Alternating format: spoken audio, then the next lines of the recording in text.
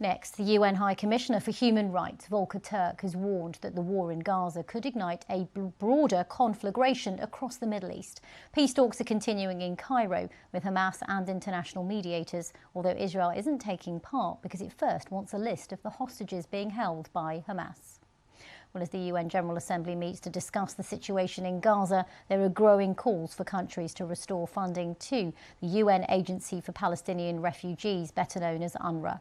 The EU now says it will resume funding, but other countries have not reversed their suspension after Israel's allegations that members of UNRWA were involved in the 7th of October attacks. UN investigators say they've yet to receive any evidence from Israel to support these claims.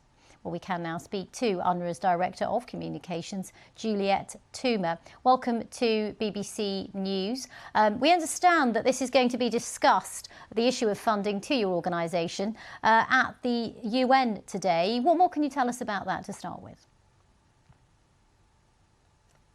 Yes, the UNRWA Commissioner General is addressing the General Assembly in a few hours to basically tell them, following his letter, that UNRWA is at the breaking point, that while we welcome some resumption of funding, including what you mentioned from the European Union, this is far from enough, and that the agency is operating in a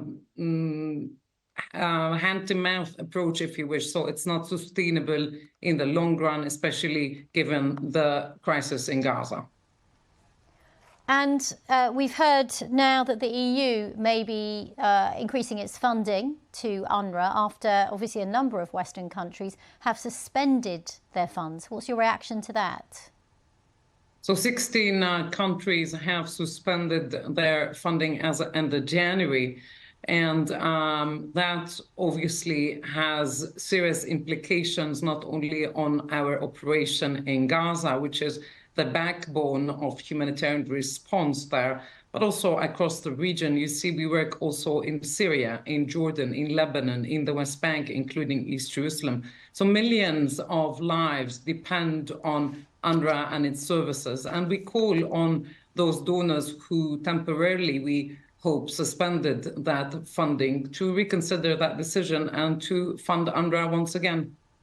And what more do you make of those allegations? I mean, Israel has maintained that there are members of your staff who were involved in those attacks, even if it's a very small minority of your large workforce.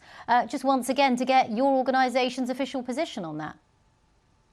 These were very serious allegations.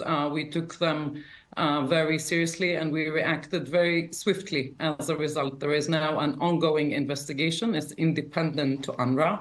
It's been done by the highest investigative body in the United Nations in New York. We've also terminated the contracts of those staff members.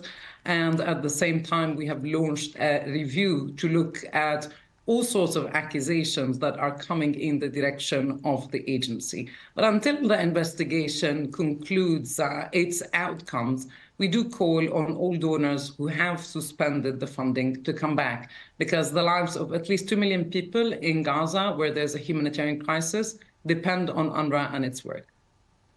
OK, thank you so much for bringing us up to date on that story, Juliette Touma from UNRWA.